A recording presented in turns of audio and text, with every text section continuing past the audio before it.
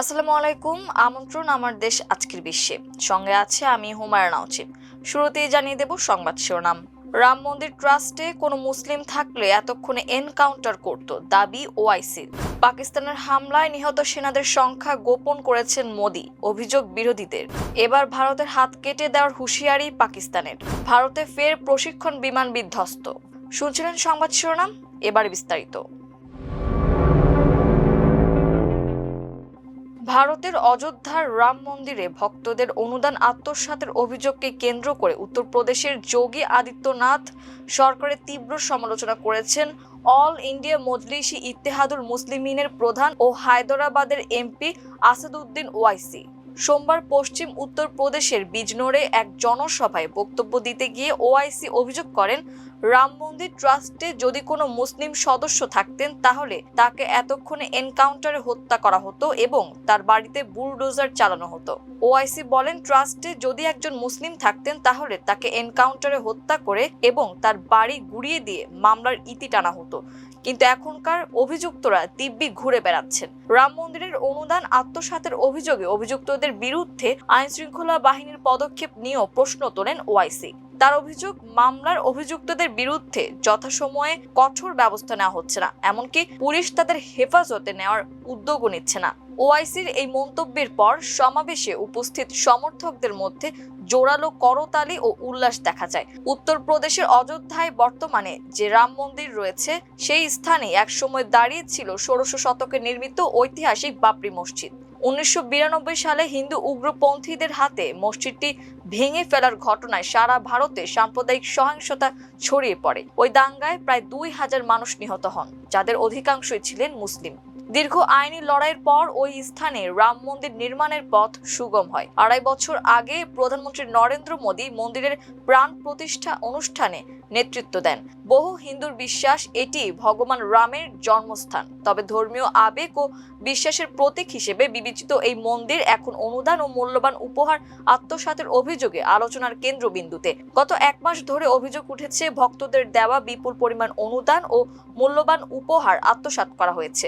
অভিযোগের কেন্দ্রে রয়েছেন মন্দির পরিচালনাকারী ট্রাস্টের সঙ্গে সংশ্লিষ্ট কয়েকজন ব্যক্তি। পাকিস্তানের সঙ্গে হওয়া সামরিক সংঘাতে ভারতীয় বাহিনীর বেশ কয়েকজন সদস্যের নিহতের তথ্য গোপন করার গুরুতর অভিযোগ উঠেছে মোদী সরকারের বিরুদ্ধে। প্রায় ১৩ মাস আগে সংঘটিত ওই লড়াইয়ে ভারতের ৬ জন সেনা সদস্য নিহত হওয়ার খবর সম্প্রতি আনুষ্ঠানিকভাবে প্রকাশের পর এই নিয়ে তীব্র রাজনৈতিক শোরগোল শুরু হয়েছে। মঙ্গলবার ভারতের প্রধান বিরোধী দল কংগ্রেস এই ঘটনার তীব্র প্রতিবাদ জানিয়ে দেশের প্রতিরক্ষা মন্ত্রী রাজনাথ সিং এর পদত্যাগ দাবি করেছে এবং প্রধানমন্ত্রী নরেন্দ্র মোদীকে দেশবাসীর কাছে ক্ষমা চাওয়ার আহ্বান জানিয়েছে। কংগ্রেসের পক্ষ থেকে অভিযোগ করা হয়েছে যে ২০২৫ সালের মে মাসে পাকিস্তানের সঙ্গে ৪ দিন ব্যাপী চলা এক রক্তক্ষয়ী সামরিক সংঘাতের সময় অপারেশন সিন্দুর পরিচালনা করা হয়েছিল।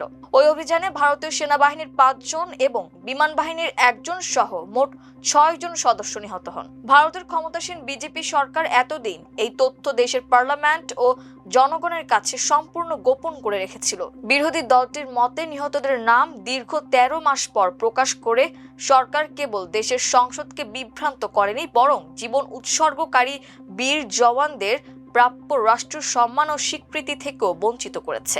নয়াদিল্লিতে আয়োজিত এক বিশেষ সংবাদ সম্মেলনে কংগ্রেসের সাবেক সেনা বিষয়ক বিভাগের চেয়ারম্যান অবসরপ্রাপ্ত কর্নেল রোহিত চৌধুরী এবং অবসরপ্রাপ্ত উইং কমান্ডার অনুমা আচার্য সরকারের এই ভূমিকার তীব্র সমালোচনা করেন। অনুমা আচার্য ক্ষোভ প্রকাশ করে বলেন যে পূর্ববর্তী সব সরকার দেশের জন্য প্রাণ দেওয়ার প্রতিটা সেনাকে প্রকাশ্যে বীরের সম্মান জানিয়েছে। বর্তমান সরকার ক্ষমতার স্বার্থে দেশের সশস্ত্র বাহিনীকে রাজনৈতিক উদ্দেশ্যে ব্যবহার করছে এবং সাধারণ সৈনিকদের সঙ্গে বারবার বিশ্বাসঘাতকতা করে চলেছে।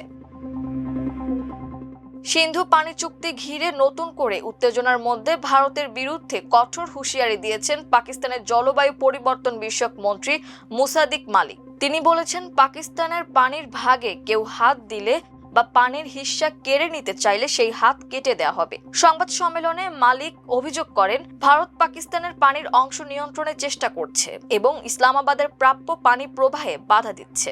ডনের প্রতিবেদনের উদ্ধৃতি দিয়ে তিনি বলেন, প্রতিবেশী দেশের প্রধানমন্ত্রী একটি কল নিয়ন্ত্রণ করছেন। তিনি বলছেন পাকিস্তানে এক ফোঁটা পানিও যেতে দেবেন না। মালিক বলেন, পাকিস্তানের 40 থেকে 50% মানুষ জীবিকার জন্য কৃষির ওপর নির্ভরশীল। দেশের খাদ্য নিরাপত্তা, কর্মসংস্থানের অর্ধেক এবং অর্থনীতির 25% সঙ্গে এ পানি জড়িত বলে দাবি করেন তিনি বলেন, পাকিস্তান আগেই ঘোষণা করেছে তাদের পানির অধিকার থেকে বঞ্চিত করার চেষ্টা করলে তার কঠোর পরিণতি হবে। মালিক আরো বলেন, আমরা নিজেদের রক্ষা করব। কেউ যদি আমাদের পানির ভাগে হাত দেয় তাহলে সেই হাত কেটে নেব। তিনি দাবি করেন, বিশ্বের অনেক জায়গায় কোনো চুক্তি ছাড়াই আন্তর্জাতিক রীতিনীতির ভিত্তিতে নদীর পানি প্রবাহ অব্যাহত থাকে। সেখানে সিন্ধু পানি চুক্তি কার্যকর থাকা সত্ত্বেও কিভাবে পানি প্রবাহ বন্ধ করা যায় সে প্রশ্নও তোলেন তিনি। আন্তর্জাতিক অঙ্গনে এ বিষয়টি উত্থাপন করা হবে বলেও জানান। একই সংবাদ সম্মেলনে পাকিস্তানের তথ্যমন্ত্রী আতাউল্লাহ তারার বলেন, সিন্ধু পানি চুক্তি এখনো আইনগতভাবে কার্যকর এবং এটি একতরফাভাবে স্থগিত, বাতিল বা সংশোধন করা সম্ভব নয়। তার দাবি, আন্তর্জাতিক পর্যায়েও পাকিস্তানের এই অবস্থান সমর্থন পাচ্ছে। এর কয়েক সপ্তাহ আগে ভারতের কেন্দ্রীয় জলসম্পদ মন্ত্রী CR পাটিল এক সাক্ষাৎকারে বলেছিলেন, আগামী 1.5 থেকে 2 বছরের মধ্যে সিন্ধু নদীর পানিতে ভারতের প্রাপ্য অংশ পুরোপুরি ব্যবহার করা হবে এবং ভারতের জন্য নির্ধারিত এক ফোঁটা পানিও পাকিস্তানে যেতে দেওয়া হবে না।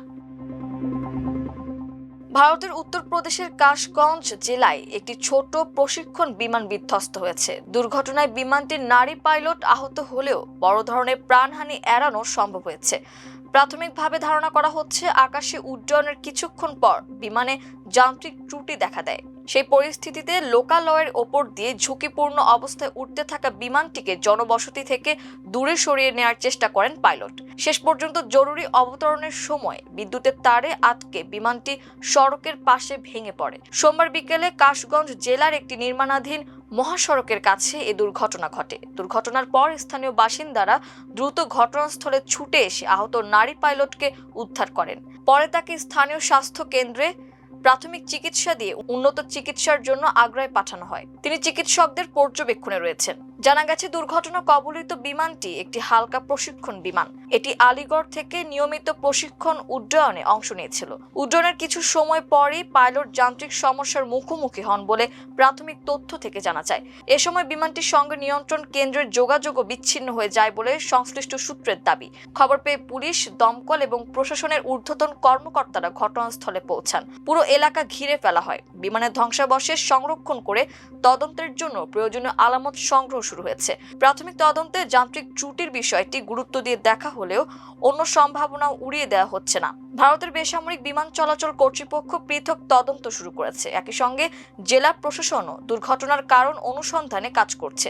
তদন্ত শেষ না হওয়া পর্যন্ত দুর্ঘটনার সুনির্দিষ্ট কারণ সম্পর্কে কোনো চূড়ান্ত মন্তব্য করতে রাজি হননি কর্মকর্তারা। দুর্ঘটনার পর নারী পাইলটের উপস্থিত বুদ্ধি নিয়ে সামাজিক যোগাযোগ মাধ্যমেও ব্যাপক আলোচনা শুরু হয়েছে। অনেকেই মনে করছেন, তিনি লোকালয় এড়িয়ে বিমান সরিয়ে নেওয়ার চেষ্টা করায় বড় ধরনের প্রাণহানি এড়ানো সম্ভব হয়েছে। তবে এ বিষয়ে আনুষ্ঠানিক তদন্ত শেষ হওয়ার আগ পর্যন্ত কর্তৃপক্ষ কোনো চূড়ান্ত মন্তব্য করছে না। এই ছিল আমার দেশ আজকের বিশ্বে। এতক্ষণ আমাদের সঙ্গে থাকার জন্য অসংখ্য ধন্যবাদ। আল্লাহ হাফেজ।